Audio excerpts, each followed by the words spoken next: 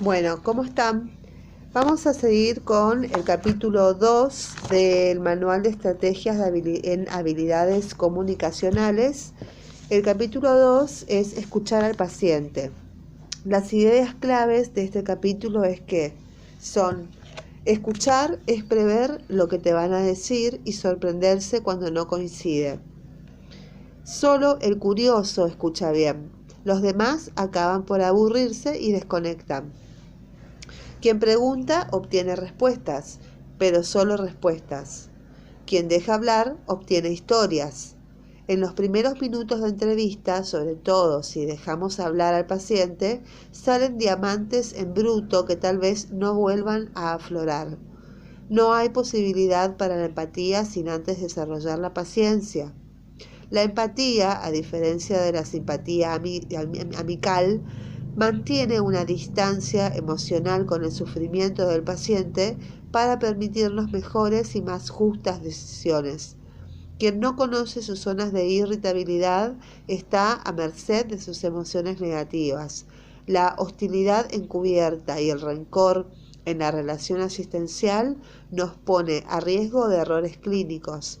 Conocer a una persona es descubrir el estereotipo que le estábamos aplicando para desmentirlo. Trabajar nuestro punto de perplejidad consiste en reconocer que no sabemos lo que le ocurre al paciente y vencer la tentación de negarlo o encubrirlo con soluciones rutinarias. Esas son las ideas clave. Bueno, las habilidades básicas para la escucha. Nuestra vida son los años que hemos vivido, los sucesos que nos han hecho como somos, la terrible casualidad de estar hoy vivos frente a otro ser humano, igualmente fruto del azar. Tenemos la tarea de comprenderle y hacernos comprender, porque comunicar es compartir, pero comunicar también es arriesgar.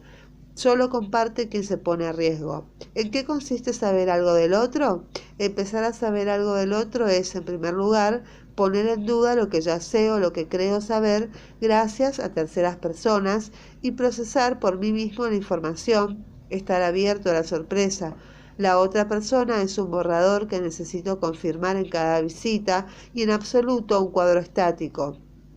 Saber algo del paciente exige también reaprender nuestra profesión porque, a diferencia de una cuenta en el banco, nuestros conocimientos, si los tenemos, no producen réditos. En pocos años, por no decir meses, el perezoso convierte la pericia en prejuicio y el perezoso contempla al paciente desde su conveniencia, ya sea banalizando sus quejas, ya sea dogmatizando sobre lo que debe hacer o dejar de hacer, en un intento de sacar del mundo esta complejidad tan incómoda y ahorrarse el esfuerzo de repensarlo, porque la pericia no tiene patrimonio. La pericia siempre se construye en el presente, desde la creatividad.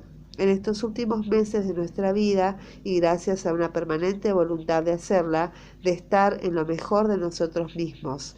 Pericia es esa terca convicción de que solo quien reflexiona, o al menos lo intenta, cada una de las situaciones clínicas que vive y es un buen y responsable profesional.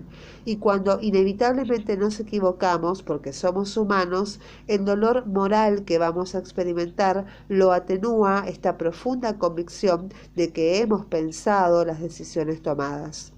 En el lado contrario tenemos el profesional que claudica. La primera fase es poco perceptible y sin duda la más peligrosa, porque dice, lo que jamás ocurre es que uno elige, que un día se levante y se diga de la noche a la mañana, hoy dejo de ser un buen profesional. Por supuesto que no, el primer paso es imperceptible, es el paso hacia la mediocridad. Y mediocridad no consiste en hacer las cosas mal, sino en no quererlas hacer mejor. El profesional que se desliza hacia la mediocridad se dice, yo solo soy, me permitiré visitar un poco mal a los pacientes, solo hoy no me esforzaré por escuchar, solo hoy trataré de esquivar el sufrimiento de los pacientes llenándoles de buenas palabras, solo hoy. Pero el solo hoy deviene rutina. Cuando la pereza nos vence no se conforma con el hoy, solo quiere el mañana. y los pacientes empiezan a pensar e incluso a decir, bienvenido sea el descaro, a usted ya no es el de antes.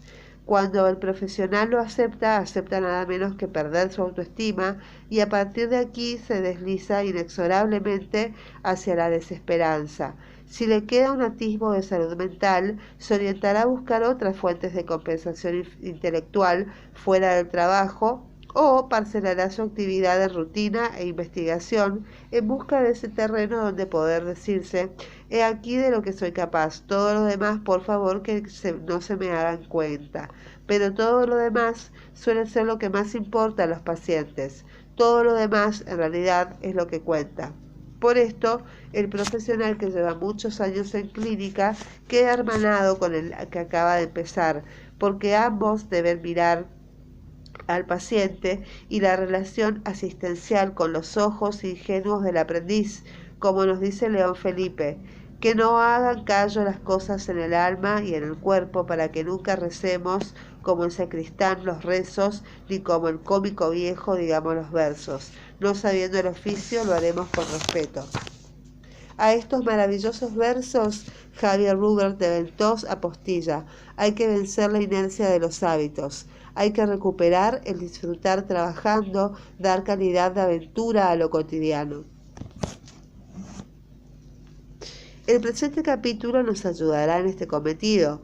Veremos, en primer lugar, cómo nos hacemos un primer estereotipo del otro y también un primer encuadre de la situación clínica y lo importante que resulta estar atentos a desmentirnos en este primer estereotipo y encuadre. Veremos también algunas técnicas para integrar los datos del paciente, mapear, disculpen el verbo, sus demandas y quejas, darle un punto de fuga a la narrativa del paciente en los minutos iniciales y descubrir su manera de ser en un gesto o un comentario sin importancia. Y aprenderemos también a reconocer cuándo estamos en flujo emocional con el paciente, cuáles son las actitudes que nos apartan de este propósito y las técnicas para facilitar su narrativa, todo ello en un marco de tiempo limitado. Hay que establecer una relación, la imagen del otro. Decíamos en el capítulo 1 que en la entrevista clínica se dan 3 funciones capitales. Establecemos una relación, averiguamos el perfil de salud y enfermedad y emitimos una serie de informaciones y consejos.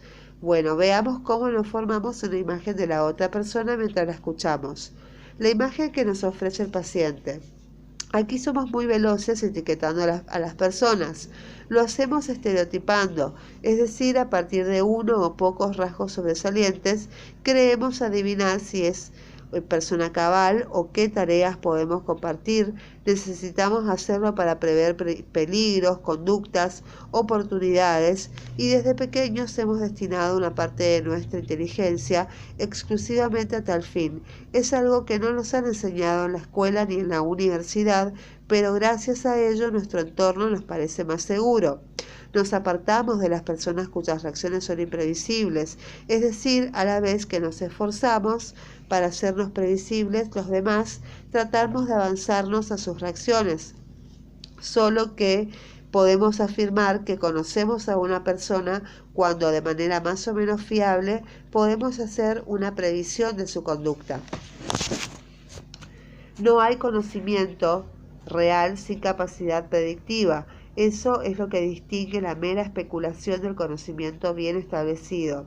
Un método para ser mejores conocedores del prójimo es contrastar las primeras impresiones o juicios rápidos que se forman en nuestra cabeza con lo que más tarde nos puede confirmar la realidad. Por ejemplo, yo creo que este paciente será desorganizado y tendrá dificultades para tomar la medicación. Algunas predicciones se verán confirmadas, pero otras se verán desmentidas. Van a ser estas últimas las que nos brindarán una oportunidad para aprender. La pericia se construye sobre el reconocimiento de nuestros errores. He aquí algunos avisos para navegantes. Una persona que se mueve con decisión no tiene por qué ser inteligente ni dotada de voluntad. Segundo, una persona muy cordial no siempre es un buen amigo. La cordialidad es una buena tarjeta de visita que la han aprendido a usar buenas y malas personas. Tercero, una persona que nos cae mal puede ser una excelente persona con grandes virtudes que desconocemos y viceversa. ¿Cómo ir más allá de los tópicos en esta tarea de conocer a los demás? Los adolescentes son muy polares en la percepción de las personas. O me cae bien o me cae mal. Son expresiones que no aceptan posiciones intermedias. Con la edad aprendemos a ser más ecuánimes y llega el momento en que entendemos que a casi todo el mundo, aunque haya personas que nos susciten más simpatía que otras, esta evolución natural es positiva porque pone en suspenso estereotipos negativos y damos una oportunidad al paciente para que nos sorprenda desmintiéndolo. Y justamente una manera de contrarrestar estereotipos negativos que se nos forman en la cabeza es preguntarnos, ¿y si esta persona que me cae mal resulta que comparte conmigo tal o cual afición, que es una afición por mí muy querida, por ejemplo, ir a recitales, cantar o tocar la guitarra o pintar o jugar al golf? Vale la pena conocer las siguientes correcciones en errores de atribución. Vamos a la figura 2.1, que son las correcciones en errores de atribución. Por ejemplo, el primero es la apariencia similar a la nuestra, suscita en nosotros un proceso de identificación y es más fácil que esta persona nos infunda confianza. La voz grave suscita imagen de autoridad y de seguridad en sí mismo. La baja reactividad también suscita el estereotipo de seguridad. La taquipsiquia o rapidez de reflejo suscita el estereotipo de persona inteligente. La repelencia verbal, como un determinado tono de voz, por ejemplo, muy agudo en el hombre, o cierto amaneramiento en la forma de hablar, suscita repulsión, descrédito o dejar de escuchar atentamente.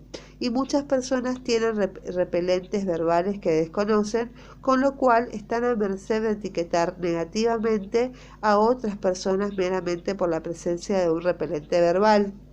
Repelencia por el olor. Un olor corporal desagradable suscita incomodidad o animadversión. En resumen, ¿conocer por estereotipos? Sí, claro, es imposible zafarnos de los estereotipos. Tenemos unos cajones donde colocamos a las personas y el reto consiste, por un lado, en contrarrestar los estereotipos negativos, los juicios extremos en blanco y negro y expandir la gama de grises y, por otro lado, conocer estos cajones que usamos. En la parte exploratoria, que es la entrevista semi-estructurada, desde hace años venimos defendiendo que los profesionales de la salud deben tener un hábito de trabajo basado en unas tareas aprendidas. A esta agrupación de tareas la llamamos entrevista semi-estructurada, que resumimos a continuación para la parte exploratoria. 1. Repasar la lista de problemas o resumen abierto del paciente. Segundo, el saludo cordial. Y tercero, delimitar el motivo de consulta, hacer un mapa de las demandas, el mapa de quejas y la patobiografía. 4. Escucha activa. La escucha activa es el punto de fuga de la entrevista. 5. Averiguar y completar datos. 6. Sumario de la información obtenida. Y 7. Exploración física si procede. En el presente capítulo abordaremos los 4 primeros puntos. 1. El primero es: antes de que el paciente entre a la consulta hay que repasar la lista de problemas o resumen abierto del paciente. Uno de los grandes retos de la entrevista clínica es integrar los datos que ya tenemos del paciente. Lo ideal sería proceder a la lectura completa de la historia clínica antes de que el paciente entre en la consulta, pero esto casi nunca es posible. En su defecto, la lista de problemas, el listado de medicamentos, hoja de monitorización y el último curso clínico suelen ser las partes de la historia clínica que más nos orientan. Nosotros recomendamos la técnica de resumen abierto o epicrisis abierta, que son términos equivalentes, que consiste en un resumen que se actualiza en cada visita, sobre todo cuando hay novedades, y que debe poderse leer en apenas un par de minutos, y es el lugar donde nos explicamos el paciente. Desde que enviudó está triste, por ejemplo, entre comillas, y han empeorado sus molestias álgicas, y el cumplimiento terapéutico con mal control de la hipertensión arterial. Esta es una información distinta a que leyéramos en la lista de problemas. Solamente 1, hipertensión, 2, depresión. No excluye la lista de problemas, pero la complementa con ventaja, y es importante que este resumen incluya frases del tipo, por ejemplo, el principal problema de este paciente es ta ta ta ta ta, o periódicamente debe controlarse ta ta ta ta ta, y en caso de presentar tal complicación sugerimos ta ta ta ta ta. Un aforismo que acuñamos en los años 80 dice: una historia incompleta permanece incompleta hasta que llega un buen samaritano. No pierda ocasión para completar los datos de base que aparecen en la tabla 2.1. La tabla 2.1 dice que los datos de base de la historia clínica son la composición familiar y las relaciones, el trabajo y las aficiones en el tiempo libre, enfermedades previas, intervenciones quirúrgicas y los medicamentos que toma habitualmente, los hábitos tóxicos, si toma alcohol, tabaco o drogas, hábitos fisiológicos de orina y heces y el ejercicio físico. También la dieta cuantitativa y cualitativa, la alergia a medicamentosas y de otro tipo y los antecedentes gineco-obstétricos son los datos de base de la historia clínica. ¿Sí? Bueno, para una toma de datos de base completa y una revisión por aparatos y sistema hay que ver el apéndice que está al final. Una situación particularmente enojosa es cuando entra un paciente y se nos queda mirando fijamente y el médico le pregunta: ¿qué desea usted? Y a lo que el paciente responde con cierto disgusto: usted sabrá. El médico insiste: ¿qué desea consultarme? A lo que el paciente responde casi enojado: y es usted el que me dijo que viniera hoy para ver los resultados de los análisis. El caso pone en evidencia la escasa integración de datos previa a la consulta. Segundo, pasamos al saludo cordial. ¿Hemos de dar la mano cuando entra el paciente? Dar la mano obliga a mirar a la cara y sonreír al otro. Solo con eso se mitigan determinadas conductas agresivas del paciente. Por otro lado, es importante mencionarles que por el nombre y sonreír son dos marcadores básicos de cordialidad de los que estudiábamos en el capítulo 1. Evite también tutear a la gente, de hablarle de vos, vos. Siempre usted, salvo a las personas jóvenes que estén por debajo de nuestra edad, y controlar nuestro paralenguaje en los primeros minutos de la entrevista, porque parezco cansado o distante. Si usted controla su paralenguaje, controla en parte sus emociones más íntimas. La importancia del primer minuto de la consulta.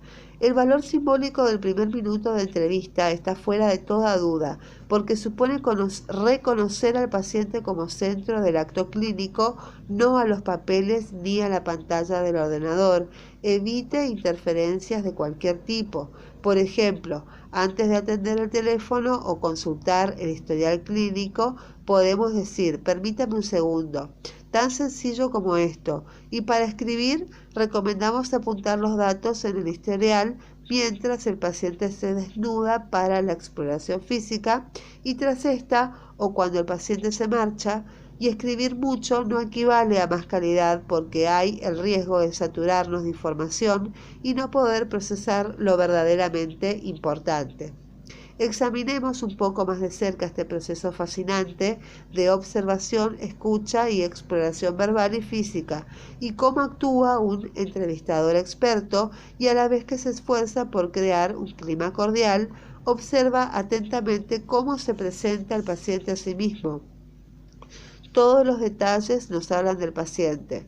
Vamos a ver la tabla 2.2. Todo nos habla del paciente. La manera de entrar en la consulta, al consultorio. Dificultad del paciente para abrir el picaporte de la consulta. Sospechar apraxia, que a su vez orienta a déficit cognitivo. Mirada directa y sonrisa, quiere decir que es cooperador. Mirada al suelo que rodea la silla. Tiene conducta evitatoria y el interés en retrasar el inicio de la entrevista. Tiene la mirada desafiante y el ceño fruncido. Es porque está con enojo, preocupación extrema. o tiene laxitud muscular periorbicular, que significa tristeza. El paciente se sienta, entonces borde de la silla, incomodidad, inseguridad, ansiedad, apoltronado es indiferencia, cuando se sienta con los brazos sobre la mesa, invadiendo el espacio, burbuja, es la seguridad, es porque está muy seguro de sí mismo y quiere llamar la atención del clínico. Cuando tiene los brazos y las piernas cruzados es porque está en actitud defensiva e incómoda. Cuando tiene ademán de levantarse es porque está en una situación evitando la conversación y con ganas de acabar e irse. Y cuando está sentado, lacio e hipotónico es porque está triste o depresivo. Cuando el paciente habla atento, sincrónico, es porque es un paciente cooperador. Cuando tiene los ojos inquietos, hace falsetes de voz o temblor de voz, es porque está ansioso. Cuando tiene los ojos tristes o expiración al final de las frases o desconexiones como si rumiara lo que dice, quiere decir que hay tristeza. Cuando el paciente habla con el puño cerrado, con los maceteros en contracción, es porque está ansioso o enojado. Cuando el paciente responde las preguntas, vacila, se tapa la boca, repite gestos, es porque está inseguro. Cuando hay signos de ansiedad o microexpresiones de enojo, es porque hay desagrado hacia nosotros o hacia algo. Cuando hay carraspeo, se toca el cuello, el lóbulo de la oreja o la nariz, es porque hay evitación. Al delimitar el motivo de consulta, el mapa de demandas, el mapa de quejas y la patobiografía. La diferencia entre una demanda y una queja es la expectativa de que el profesional pueda o no pueda aportar una solución. Por ejemplo, doctor, ¿qué le trae por aquí? El paciente le responde, a ver si hace algo con este dolor en la nuca, porque los zumbidos en los oídos ya no le quiero decir nada. De los zumbidos en los oídos ya no le quiero decir nada. La demanda es resuélvame el dolor en la nuca y la queja es el zumbido en los oídos, porque el paciente no tiene expectativas de resolución. A veces resulta oportuno en este punto hacer un mapa de todas las demandas y de todas las quejas, pues el dibujo global puede aportar datos para el diagnóstico. He aquí cómo continuaría el diálogo si el profesional se propusiera hacer el mapa de quejas. El doctor le pregunta, cuénteme por favor, ¿qué otras molestias tiene usted? El paciente, un poco desconcertado, le contesta, pues ahora mismo no le sabría decir. El doctor le dice, por ejemplo, ¿cómo se nota el resto del cuerpo? El paciente le contesta, ahora que lo dice, me duelen los brazos, me duelen las piernas, desde hace un par o 3 meses no soy el mismo, estoy como cansado. El doctor le pregunta, ¿qué tal duerme por la noche? El paciente le responde, descansar, descanso bien, todo el día estoy cansado. Entonces el doctor, ¿y cómo está el estado de ánimo? Y el paciente le responde, bien, bastante bien, si no fuera por este cansancio que llevo encima, estaría incluso optimista. Por lo general, el entrevistador sin experiencia trata de centrarse en un solo motivo de consulta e incluso es intolerante con las personas que aportan varios motivos. Hoy me consulta por la nuca y en otro caso, otro día vemos el tema del cansancio. Nosotros le proponemos lo contrario, haga un mapa de quejas y demandas lo más completo posible porque es la única manera de llegar al fondo de los problemas del paciente. En el caso ejemplificado anteriormente, obsérvese que el paciente nos está dibujando un síndrome asténico con polialgias sin datos que orienten a depresión. Por consiguiente, se impone averiguar si además hay anorexia y pérdida de peso y otros datos que excluyan enfermedad sistémica. Esta orientación no será tan obvia si nos hubiéramos centrado exclusivamente en el dolor de nuca. La patobiografía es otra técnica muy útil en demandas confusas. Le recomendamos sobre todo cuando el paciente supone que usted tiene información que en realidad no posee o cuando ha iniciado una vía de abordaje posiblemente incorrecta.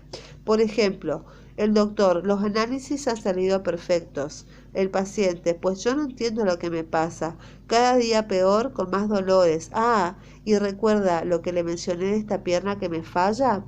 A veces por la mañana me levanto y me caigo porque esta pierna no me sostiene. Ya se lo dije a usted, pero no me hizo caso. En este punto, el médico se nota confuso.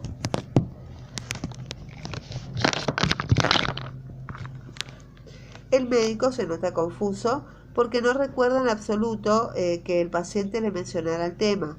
Entonces puede tener la tentación de resolver la demanda con una prescripción sintomática, pero esto sería un error.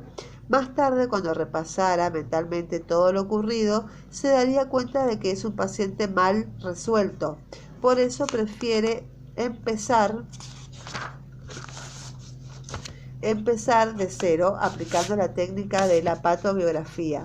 Para eso trazará una línea que parte del año de nacimiento del paciente y repasa toda la cronología de enfermedades, incluyendo la enfermedad actual. Por ejemplo, el doctor le dice: permítame que recapitulemos desde el comienzo. Bueno, usted nació en el año 1954, ¿no? Bueno, ¿tuvo una infancia feliz? ¿Qué enfermedades importantes pasó? ¿Cuándo se trasladó a vivir a la ciudad? ¿Cómo reaccionó a su primer parto? ¿Tuvo otras veces síntomas como los que ahora tiene? Y ahora, ¿cuándo se empezó a encontrar mal? Etcétera. Observe la figura 2.2. La figura 2.2 es esta, que nos dice que nació en el año 1961, en el año 1954 nace, en el año 1981 tiene fiebre tifoidea, acá. En el año 1974 se casa, ¿sí? Después, en el año 1982, nace su primer hijo y tiene depresión posparto. En el año 1990 se fallece la madre. En el año 1998 tiene múltiples somatizaciones y actualmente tiene un duelo aún presente. Eso sería una patobiografía de la paciente. Vamos a ponerle que es Eugenia B. En esta patobiografía se recoge el caso clínico de una mujer que inicia clínica depresiva tras el primer parto de su hijo, se agrava con la muerte de su madre y en la actualidad presenta múltiples somatizaciones. A la hora de trabajar el significado de la enfermedad, sin duda, estos datos estructurados en forma visual van a sernos de gran utilidad, más allá de la demanda aparente. No siempre lo que declara el paciente como motivo de consulta es lo que de verdad desea consultar. En la figura 2.3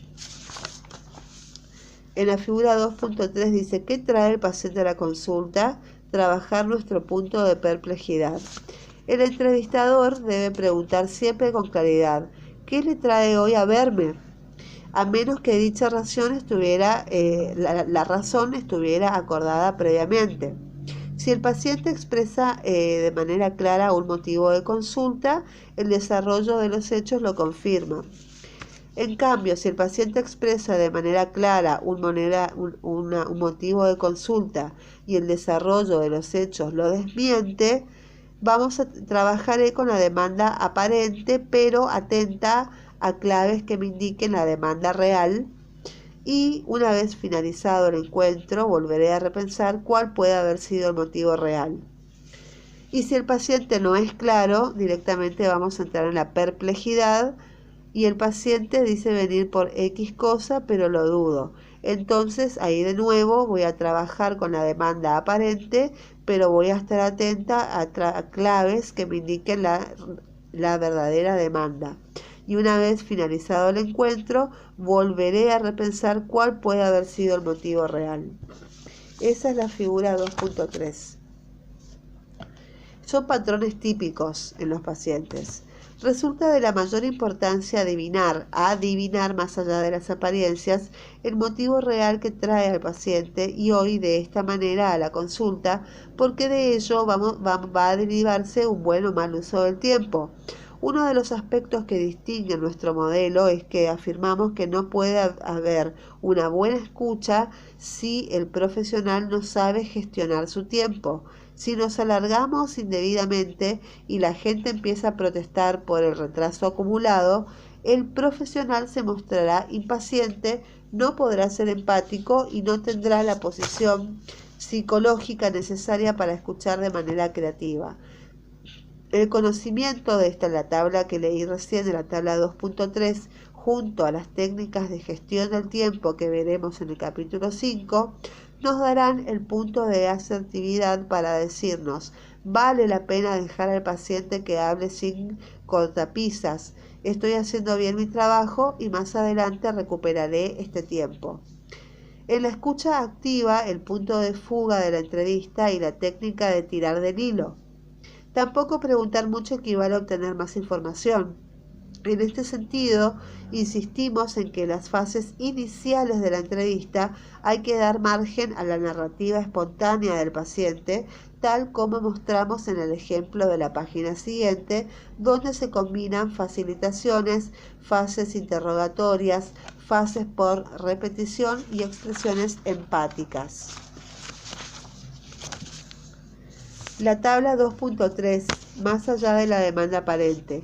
Algunos motivos de consulta que aparecen por debajo del motivo oficial de visita es la tarjeta de visita. Me presento con esta demanda, que es la tarjeta de visita, pero en realidad, como enseguida voy a desvelar, vengo para otra cosa que tal vez motivaría el rechazo del profesional si la mencionara directamente. La racionalidad. El paciente cree que algunos motivos de consulta son mejor acogidos por el profesional que otros, por ejemplo los de tipo somático frente a los de ansiedad o los de motivos psicológicos. La demanda exploratoria.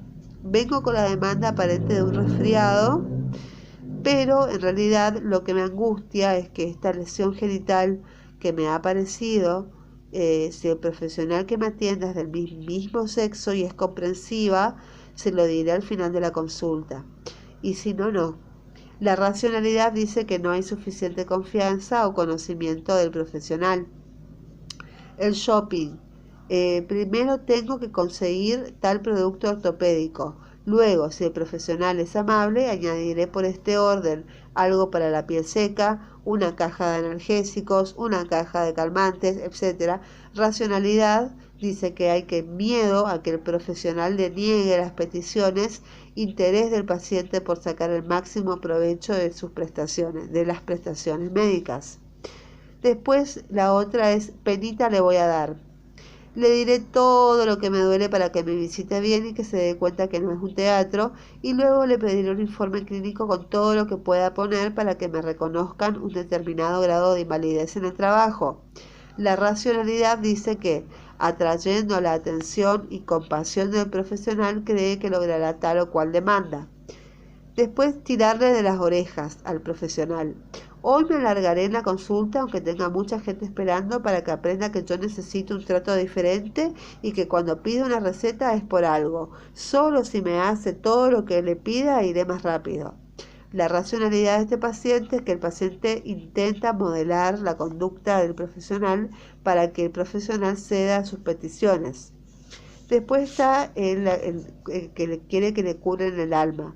Todo me duele, que dice: todo me duele la cabeza, me duelen los brazos, me duelen las piernas. A ver si arreglándome trocito a trocito me arregla el alma, que es sobre todo lo que más me duele.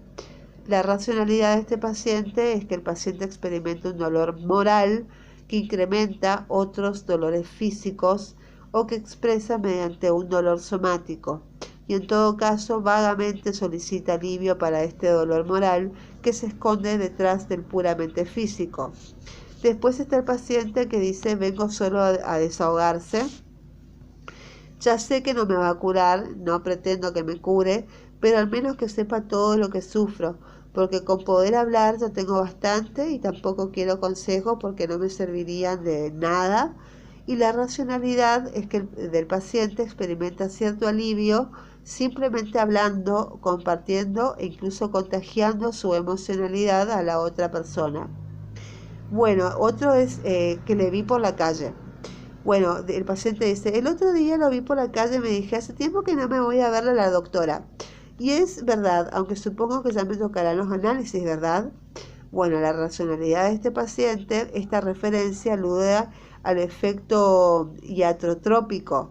Iatros es médico y tropos es Asia. Para explicar por qué ahora y no ayer acude un paciente. Puede que los síntomas sean más agudos, puede que haya oído una historia por la televisión que le haya asustado, puede que no se haya visto por la calle o que se le haya ocurrido otra buena justificación para acudir. Bueno, el ejemplo ilustra lo que llamamos el vaciado de información preelaborada. Volvamos a todas las personas que acuden a la consulta han preelaborado algún tipo de información, tienen un plan que más o menos dice, bueno, cuando llego a la consulta le diré esto, esto y esto y lo otro.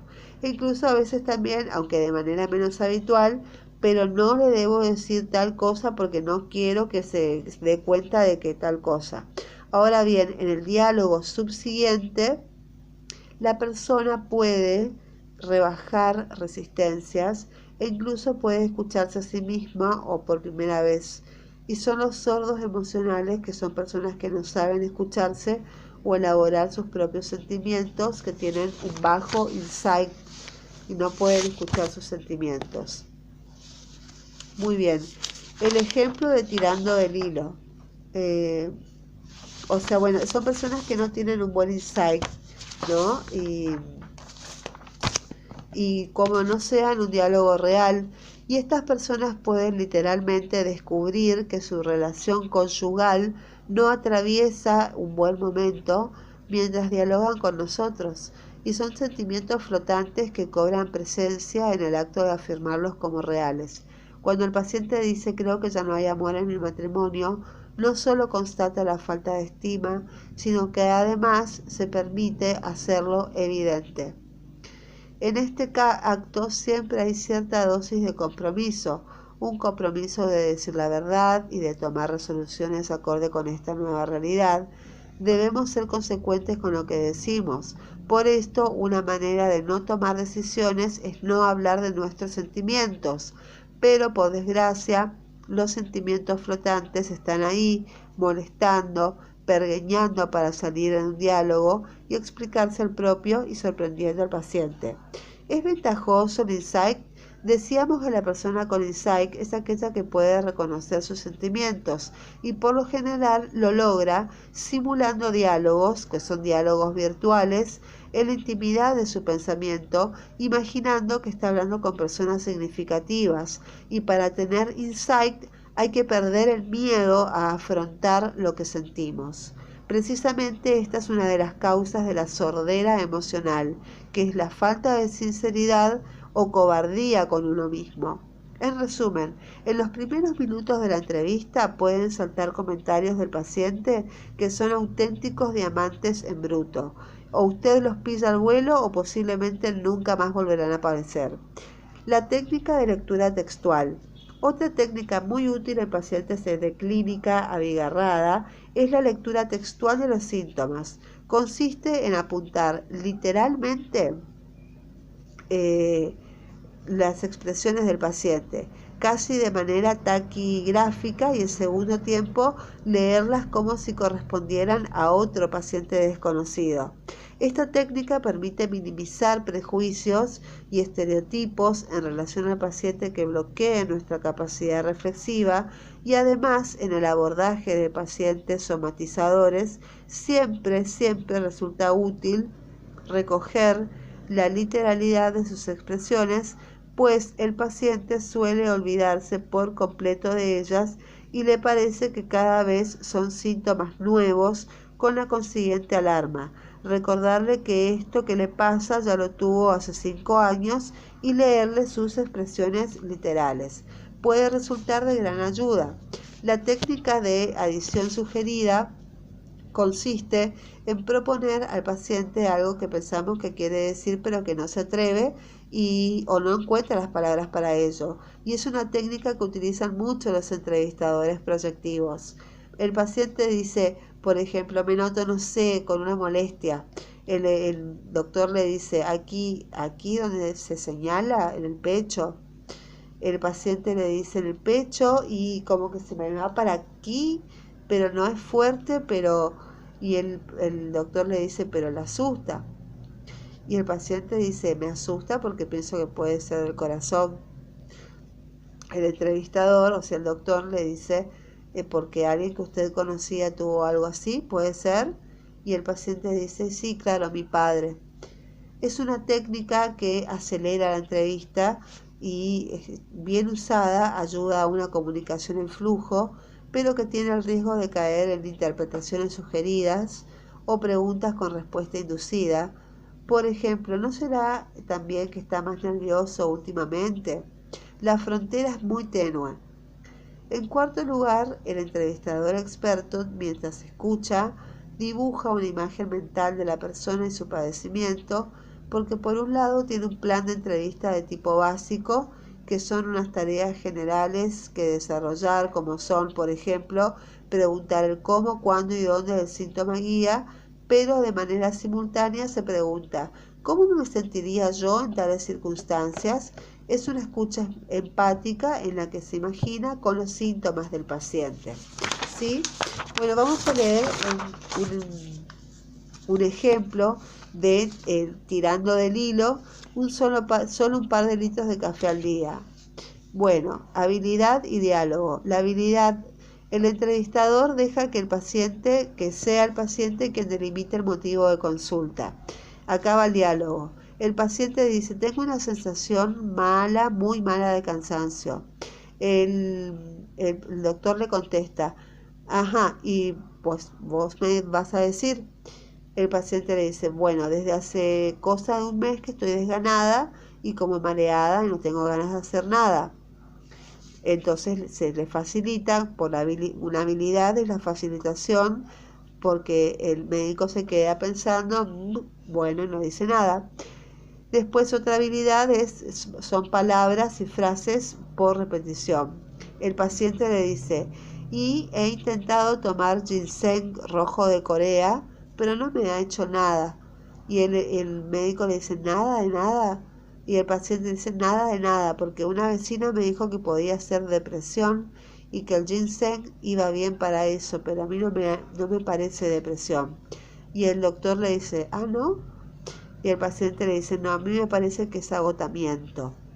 La habilidad acá es empatía más orden cordial. El médico le dice, entiendo, bueno, continúa hablando, por favor, seguime contando tu problema. La paciente le dice, desde hace varios meses tengo un horario muy bestia, muy bestia. Me levanto a las 5 de la mañana y me voy a dormir a las 12 de la noche, muy bestia.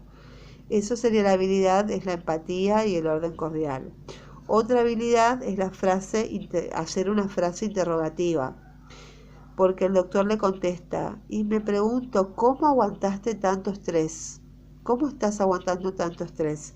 Y la paciente le contesta, y aguanto a base de excitantes. La otra habilidad que tiene que tener el médico son las palabras y las frases por repetición. Entonces el médico le contesta, excitantes. Y la paciente dice, café y alguna otra cosita. Las facilitaciones por habilidad le facilita. El médico le dice, contame. Y el paciente dice, bueno, cocaína y cosas fuertes, ¿no? Algún porro, algo así. Entonces, otra habilidad del médico es averiguar y completar los datos. El médico le dice, bueno, entonces pasás, pongamos, de 15 al día. No, que la paciente le contesta, no, qué barbaridad, no, a veces sí, por la noche voy al bar y me invitan, puedo llegar a 10, pero es raro, normalmente son 3 o algo así. El médico le contesta, ¿qué otros excitantes tomás? No, cocaína no, había tomado, pero no, en Albufina no, pero había tomado, pero desde hace unos meses no.